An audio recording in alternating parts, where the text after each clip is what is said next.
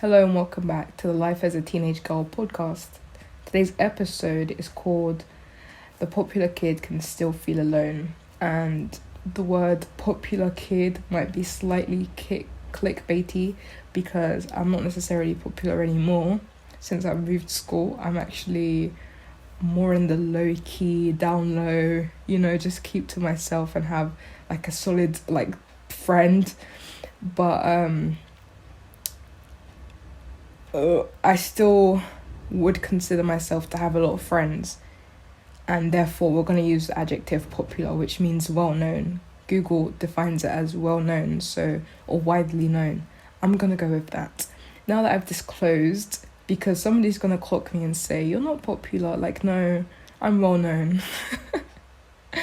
As egotistical and massively big-headed as that sounds, yes, okay. Enough of this disclosure. The reason why I choose to speak about this is because there are a lot of misconceptions about me, and it's always the same first impression that I get from people that I meet. And so when you come across somebody who's so confident, who seems to be so confident, who seems to be able to speak to anyone, which is how I come across, and I'm beginning to realize that my first impression is always the same, and it's always confident, really easy to talk to, and takes initiative in the conversation. That is most of the time what my first impression will be, at this stage in my life. And I used to, I remember I had a conversation with my counsellor, and he was telling me that was his first impression of me. And I was trying to explain to him that although I seem to be confident, I could be physically shaking, and of course you won't notice that, but I could be physically shaking and having a conversation with someone and seem like the most confident person in the world. And that just shows on the inside I am just like everyone else, but I'm really good at faking it. And I guess you can't really call a person who can fake confidence not confident, because I'm beginning to realize that some people can't even fake it. And fair enough, in that case I guess I could call myself confident, and I've come to acknowledge that I am a confident person, but there is a difference between self-confidence, self-esteem and self-worth. And although confidence is very high, self-esteem and self-worth is plummeting, really, really low. And I think it just comes from being the ugly friend, the friend that cheers on their friends when it comes to love interests and two-way relationships, as opposed to myself being cheered on my unrequited one-sided crushes. And so this stuff keeps happening, and then it gets to a point when you realize, okay, clearly I'm not sought after, so and it does impact your self-esteem. So popularity and being well liked by people, I question this every single time that I'm in an interaction with someone, because let me expand. When it comes to socializing, I'm really bad. I think the common misconception with me is I'm really good at small talk, because I specifically try to be good at small talk. So I think it got to a point when I was in an all-time low, I was like, I need to start working on my small talk. And I worked on it. I would small talk with myself for so long, and I would intentionally seek out interactions with people who I could small talk with, because I consciously put in effort to work on it. And now I could do that in my sleep. I small talk for fun. And so that is one aspect that I'm confident in, and I can confidently say I am good at that. And I think when it comes to socializing, that is probably the best part of socializing. But when you have a friendship, especially when it starts to go from not even from an acquaintance to a friendly acquaintance to a friend, but when it goes from a friend to a close friend, you're not really trying to have small talk with a close friend. You're not really trying to talk about family history or what you did in the weekend, what you had for dinner with a close friend, And I think that is why I struggle to maintain friendships. Like I don't necessarily switch friends. I don't mean maintain in that aspect. I mean maintain as in continually keep in contact. The way it is now being in school, you are physically close to someone. You see them 5 days a week. And so it's easy to maintain, because when it comes to after school hours and you have to socialize on social media, I find that part of socializing difficult. And so when you've got a quarantine, which I've been in for 3 months, you begin to realize your flaws, and your friends begin to realize, and they confront you on it, and you still don't know how to make it better, because at the end of the day, it's really rigid. I can try and pop up to someone on Snapchat or Instagram DMs, but it's very rigid, I would say. So where this ties into like self-esteem is, what I have noticed is, how can I say this?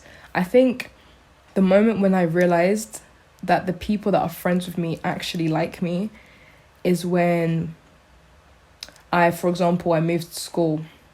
And so there was nothing physically linking me to them, because we're not even in the same country, to my old school friends. And yet they still maintained contact with me. Like I've just said, I'm really bad at maintaining contact.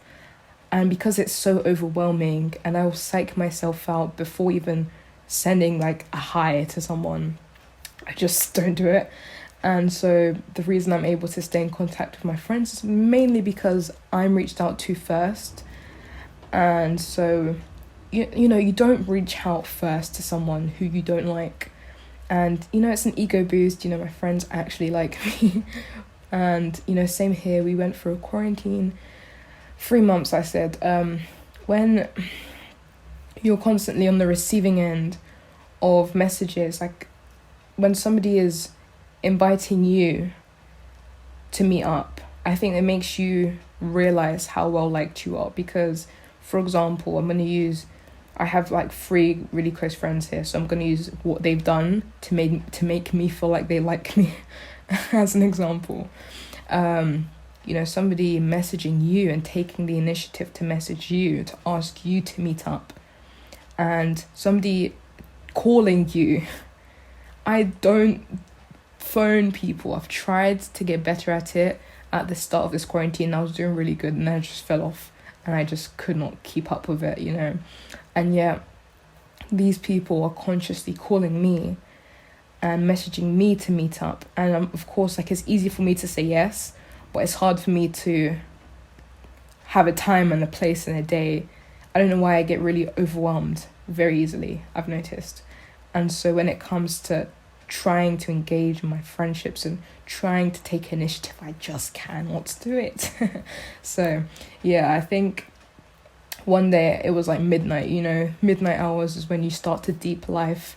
I was writing my journal, and a special case, my friend Shreya, I'm just going to use her name because she is the one who really helped me realize that I am actually liked. I went through like this rejection / heartbreak, fine line between the two. I can't really call it heartbreak because I don't know if I was in love. I'm not going to talk about that right now, but kind of heartbroken.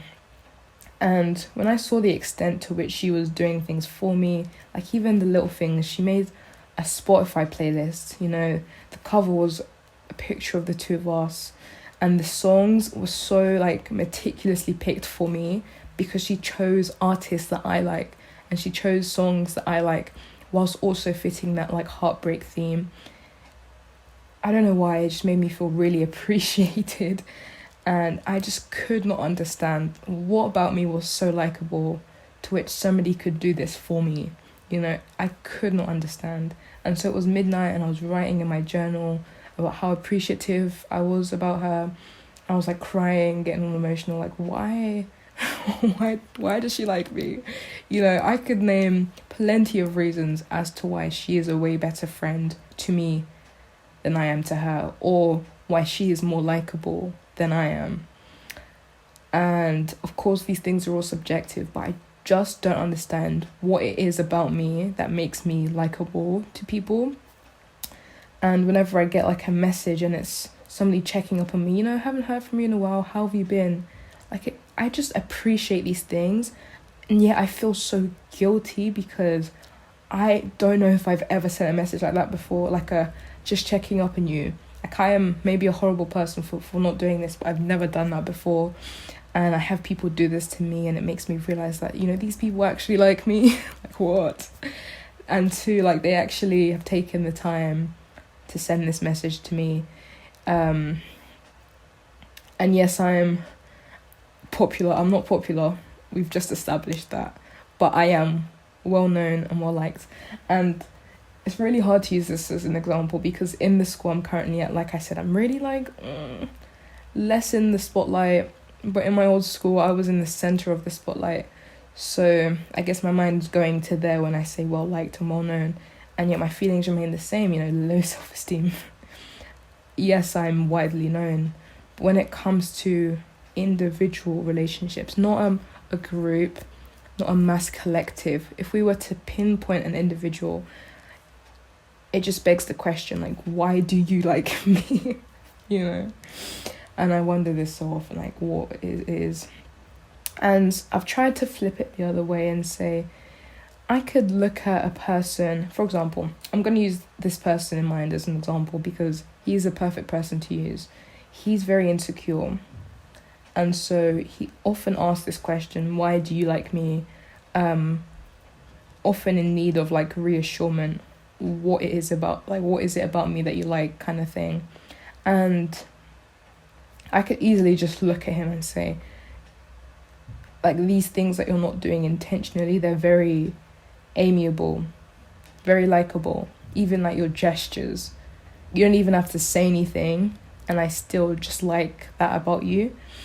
And so in my mind, I'm like, okay, if I can feel this way about another person, maybe somebody can feel this way about me. And I mean even platonically, even like friendship wise. And I think about my gestures and my voice and my presence and aura. I still can't understand.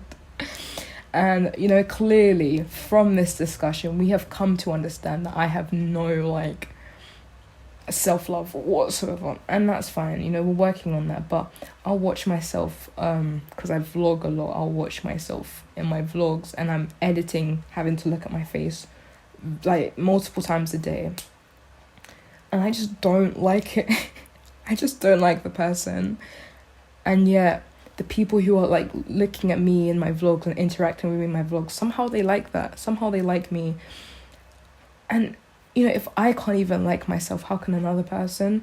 It's an ongoing battle.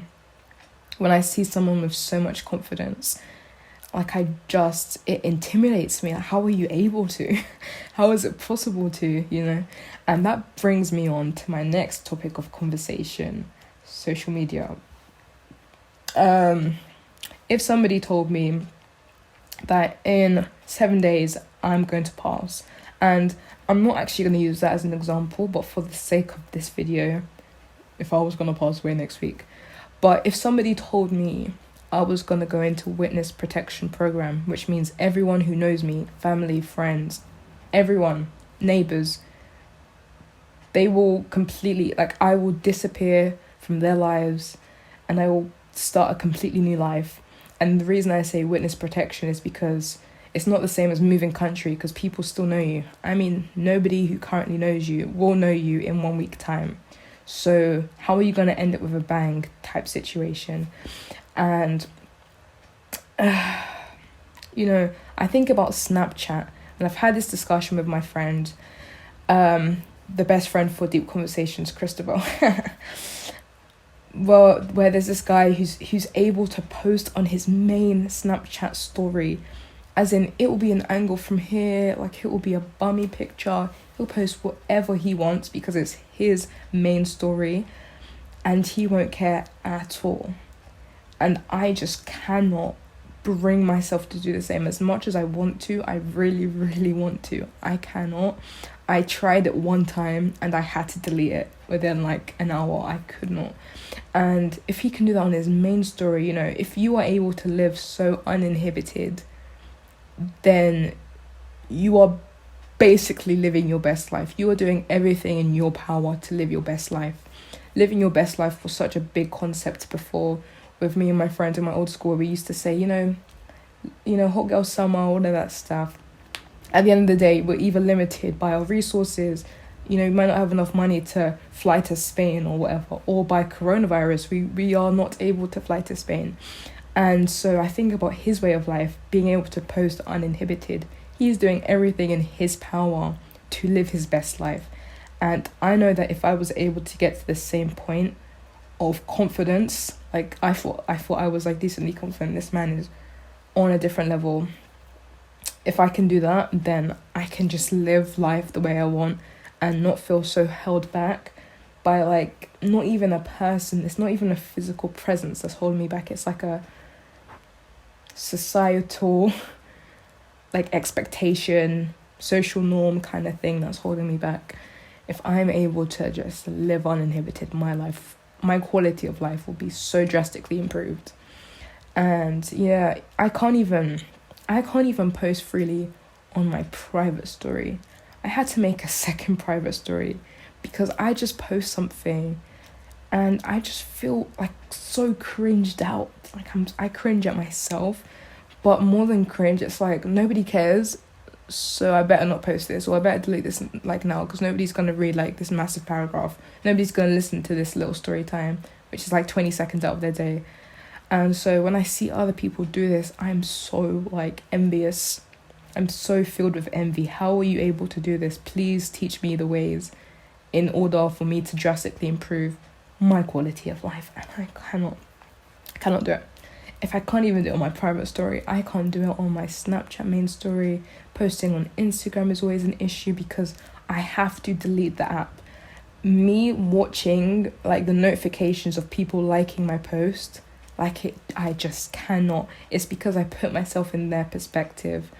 Now all of a sudden I am another person on their phone looking at my picture pop up and I am swiping through and then I like it. Like me imagining myself in somebody else's perspective, it's a POV thing for me. I'm imagining myself in their perspective looking at me and then liking. Like I just makes me uncomfortable, you know. So I can't look at who's liked my post. I'll see like the number and I'll be like, fine, you know, this many people have liked it, I'm happy, it's a good number for me, but I still don't want to know who specifically. So I have to delete the app. And you know, because somebody will look at my Instagram and say she gets like a pretty high amount of likes, pretty high amount of likes, so therefore she must be widely known. Once again, low self-esteem. So my point is, it's not how it seems. It's not how it seems. Oh, it's really not. I cannot live.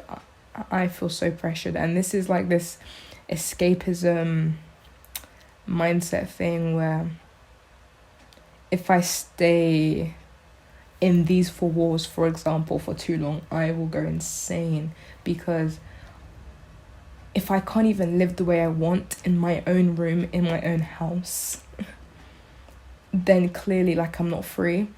So freedom to me is such a big concept, because I am the one that is restricting myself, and yet I know how to fix it, and yet I still can't fix it.